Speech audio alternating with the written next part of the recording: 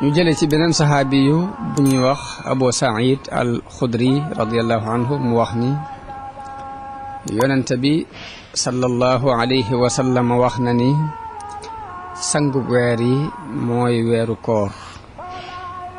weeru koor mooy weer wi gën a màgg orma fa yàlla. xadis boobu Bazaar moo ko nettali ba tey.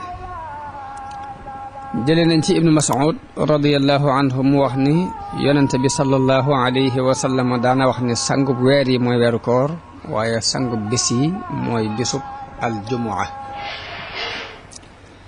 lépp kon ñu bàyyi xel ni sangub weer yi moo nuy gane si ñu seet la war ci ay bernde ak i teraanga suñu digg ak moom ñu fas ko yéene jëf.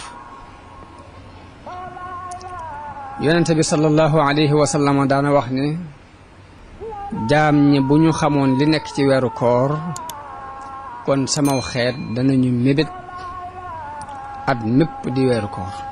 bu ñu xamoon li ci yàlla def ci ay ngëneel ak ki barke danañu mébét moos at mépp doonoon weeru koor.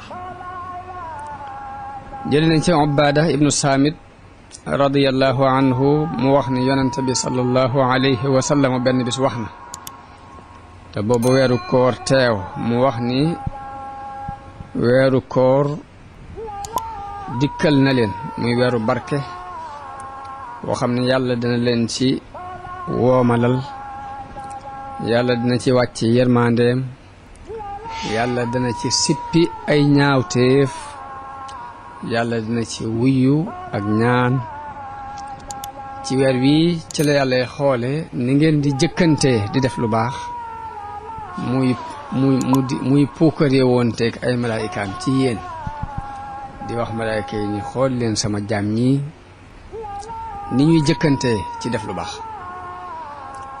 yonent bi ni kon nag na ngeen fexe ba won yàlla ci seen bopp lu baax, na ngeen won yàlla ci seen bopp aw yiw, ndax kat ki taxee di dëgg mooy ki nga xam ne xañeef na ko yërmande yàlla ci biir weeru koor.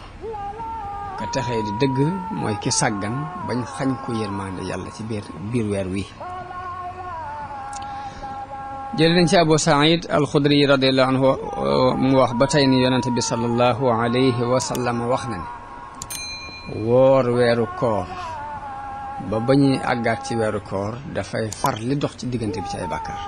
nit ki bu wooree weeru koor te sellal ko ba weeru koor di dikkaat lu fi nekk ci ay bàkkaar weer woowu ngëneel la mën na ko far. kon nañ ci góorgóorlu ba jéem koo sellal suñu kam kàttan. ñu jëlee ci ibnu Mas'ud ibnu Abu Saïd mu wax ni yonente bi sallallahu alayhi wa sallam benn bis wax na ni bunti asamaaw yépp dañ koy ubbi ci guddi gi jëkk ci weeru koor te deesu ko tëjaat ba ñuy àgg ci guddi gi mujj ci weeru koor. guddi gi jëkk ci weeru koor ci la ñuy ubbi bunti asamaan yi te deesu ko ubaat ba ca guddi ga mujj ci weeru koor.